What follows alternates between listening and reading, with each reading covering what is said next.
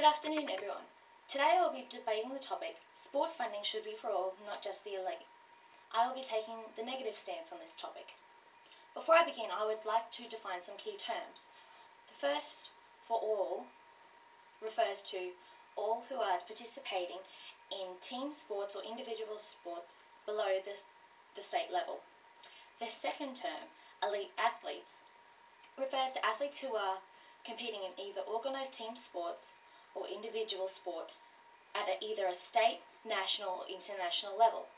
My arguments today will focus on the notion that national and state sporting organisations like the NRL, AFL, NBL should be given the considerable amount of funding. There are three clear arguments why these sport entities should be given considerable amount of funding than the grassroots or civic levels.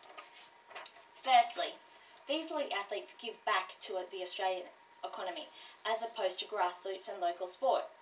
Elite sport teams have created synergy between sport and the destination a tourist is visiting, such as North Queensland Cowboys and Townsville. Tracy Harrison-Hill and Lawrence Chapman have explained how marketing sport tourism and host destination can be intertwined to benefit the destination. This can be seen when a tourist visits a country, town or city for a mega sport event such as the Olympics. These events and sport teams give back to the Australian economy through bringing local, state and international tourists to a destination. Also, hosting a mega event, the city can build new infrastructure. For example, currently the Gold Coast is going through a remodel for the 2018 Commonwealth Games. Secondly, if sport funding was not put towards the elite athletes, the nation would suffer as a consequence of undeveloped athletes representing their country.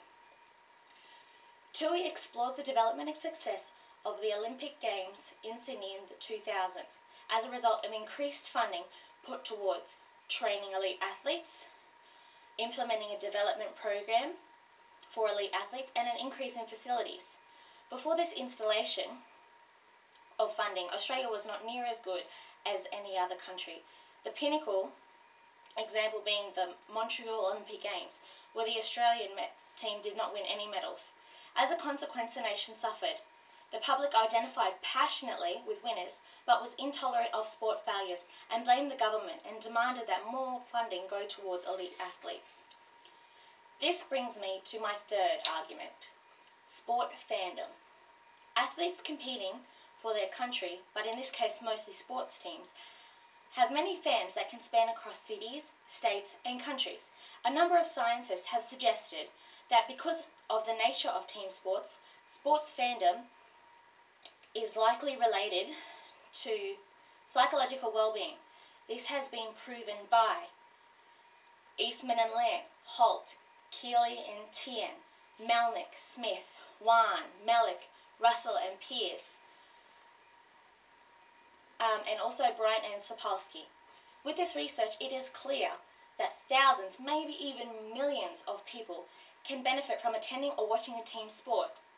On the other hand, only the performing athlete and maybe the parents of the athlete can psychologically benefit from engaging in a sport at a grassroots level.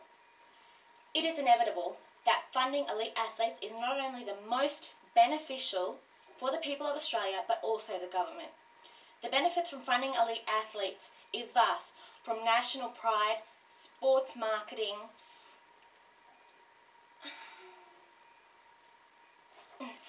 destination tourism, economic capital and psychological health. Please make the right choice and fund elite athletes, not everyone.